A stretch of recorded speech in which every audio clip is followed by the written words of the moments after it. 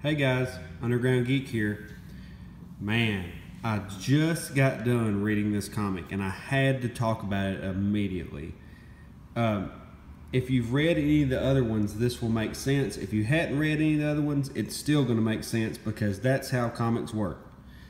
So this is Dark Knights and it's Batman the Dawnbreaker. They're doing the origin stories for all the Dark Knights. This is the third one. And so this is the Green Lantern Batman. At first, it kind of confused me, but then, immediately I knew what was going on. So Ethan Van Sciver did the art on the inside. And if you haven't talked to him before on Twitter, he seems like a very nice guy. Follow him on Twitter because he does like sketches on Periscope. And then at the end of it, he actually gives the sketch away, signed, and ships it to your house for free. I mean, that's how customer service works right there. And he seems like a very nice guy. But this is the Dark Knights metal tie-in, Batman the Dawnbreaker. Okay, and so I'm not really that big on Green Lanterns. I like the color.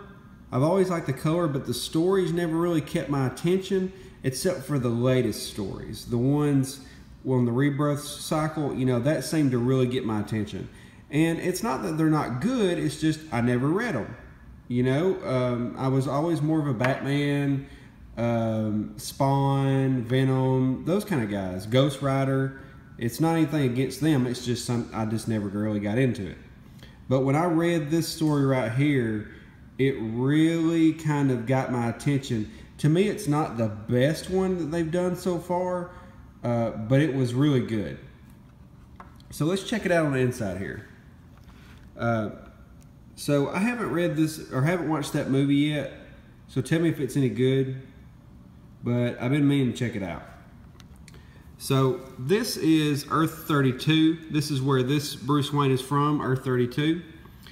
And so he's basically talking about, he's reflecting on what has happened up till now. So we get an introduction here. He says, "These are the stories from the dark multiverse that should never be. Witness the rise of the Dark Knights." And then he says, "How do I feel?" Or "How did I feel?" "In that moment when my whole world changed." And then we get the origin story again of when his parents got killed. But in this situation, something happened a little differently. He said, "That void was inside me. I didn't feel anything, not even fear."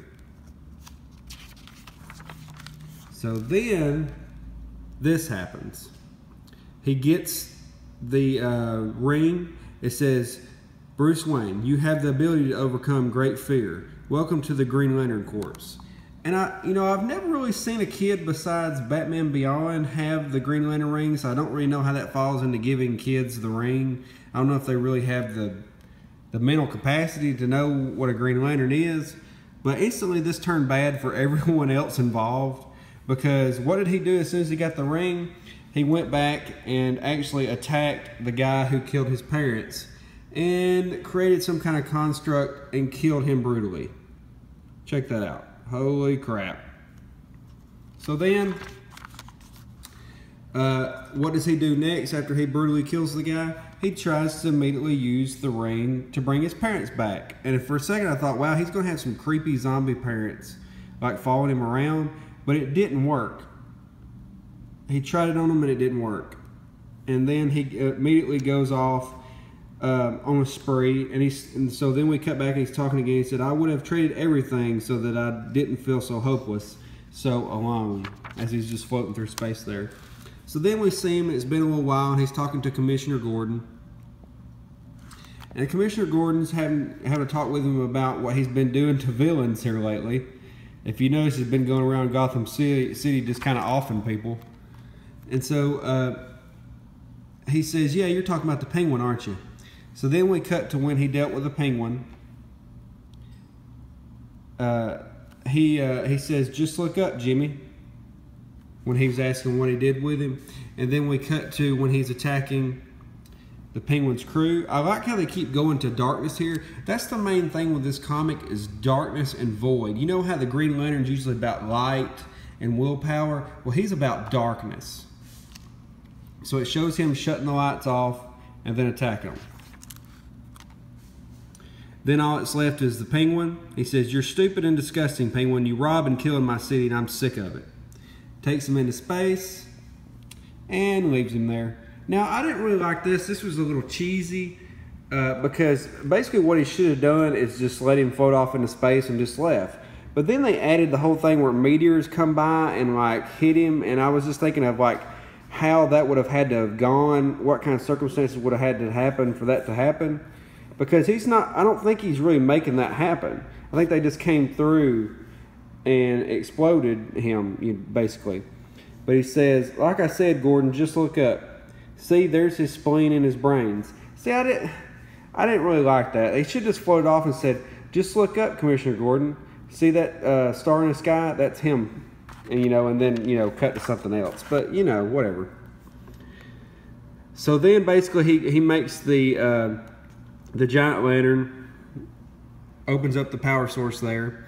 He says, aren't you tired of feeling like this, Bruce? He says, shut up, Gordon. You have a daughter, right? Sad. She'll have to grow up without her father alone. And he just kills her, or kills him. I was like, wow, this guy's a psychopath. He says, enough. Bruce Wayne of Sector 2814. And I was like, oh, crap, it's the Fuzz. So then they all show up and they say, sorry, I had something come up on my screen. It was messing me up there. I love all these pop-ups. Don't you like pop-ups on your phone where you can't see anything? It's great. It says, you are a damaged lantern and we are here to fix your transgression. You waited a little bit, didn't you? It's been 3 years. He's been killing people.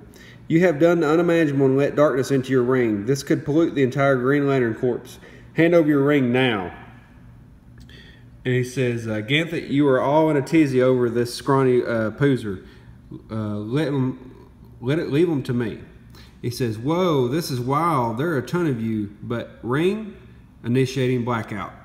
And then he shows what he's done. Basically, he has become Parallax. He started making all these demon constructs in the darkness. He says, I've got friends now too. I made them in the dark. Scream. That's not good. That is not good. Look at that art. Man. Ethan, settle down. You're just too good. So he says, stop. The darkness, it destroys everything.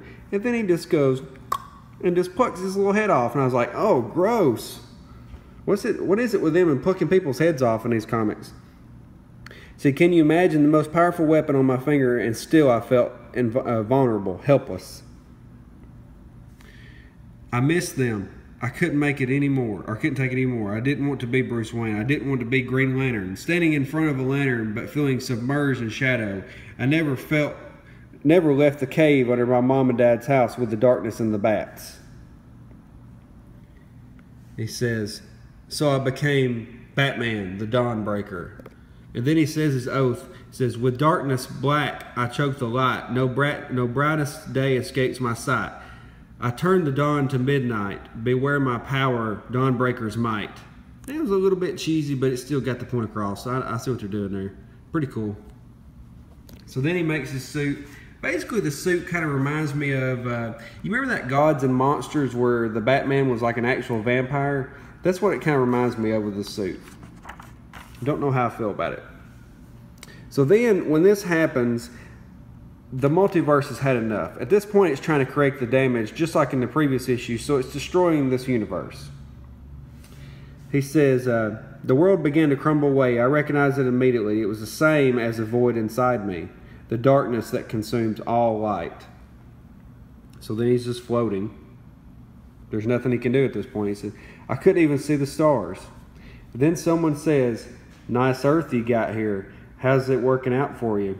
I was like, oh gosh, I know who that is. And then we see the Batman who laughs. Call me the man who laughs, and I'm recruiting. This is the Red Death and the Murder Machine. That's his actual name, the Murder Machine. Wow. You'll be fast friends, I'm sure. You have so many things in common. Revenge, justice, first names. There's a world bathed in the light. The people there are fools. They deserve to be dragged into the dark. Their world will crumble like yours. And then he goes on and on. He's talking about it. And we get this creepy smile here. And he says, will you join me or will you die? So we know where that goes. He shows up to Earth Zero. and which I guess would be our, the regular comic book Earth. And he's already been messing with the signs. I had to look twice though to catch it. It's very subtle. He says, so many people living in the light, idiots. Time for their whole world to change forever. Ring, initiating blackout. And so that's when the Green Lantern stops him. He says, Batman, is that you? And he says, I have to warn you. I've killed Green Lanterns before and I'll do it again. And then he starts attacking him with his constructs again. And the Green Lantern really can't do anything about it. It starts to swallow him whole because, he's never fought anything like that before. Basically, it looks like Parallax, but creepier. So then that's when Dr. Fate shows up like he did earlier and saves him. He says, Dr. Fate, he says, you are needed elsewhere, Hal Jordan. No, I have to save the coast. He says, you have no choice if the multiverse is to survive. Get that cool scene there. Dr. Fate's going to be awesome in this. I just have a feeling he's going to be really cool. He's either going to be really cool or he's going to die. That's going to suck. He says, initiating blackout. So then he starts taking over. He says, a world of light, a city of hope. Disgusting. Let them feel hopeless. Let them feel the void. Let them feel... You see all them kind of disappearing into the darkness, being eaten. Like me. And then there's this dark page. It says, Batman the Dawnbreaker in fear of the dark. It says, next, the Dark Knight continues to rise in the Drowned #1. So that's going to be the Aquaman version. So we got Sam Humphries as the writer, Ethan Van Sciver as the artist, Jason Wright as the colors, and Tom Napolitano is the letters. And I gotta say, this is really good. Like, the more I read it, the more I like it. At first I was like, okay, it's pretty good, but then the more I read it, the more I like it. But let's take a second here. Let's talk about somebody. Let's talk about Lin Wayne. I like this little memorial they did for him. This is great. This is how you do things right here. A double page spread. I always wanted to fire rays out of my fingertips. He's awesome. And he died this year and they did a little memorial for him, and I think that's great. Writer, creator, editor, mentor, friend. See, that's how you do it, boys. But all in all, this is a really good comic. Now, on a scale with the other three, I'm going to put it right in the middle. I'm going to put, I guess I'll put Red Death, the best one, then this one, then Murder Machine. I like the colors in Murder Machine, but it really wasn't as interesting as Red Death and the Dawnbreaker. But these names are great. I love all these names they keep doing for the Dark Knights. Like, how did they come up with these names? They've got more originality in one finger than the writers in Marvel have in their entire body. I mean, this is crazy. But yeah, this is great so far. Let's see if they talk about Greg Capullo and Scott Snyder in the back here.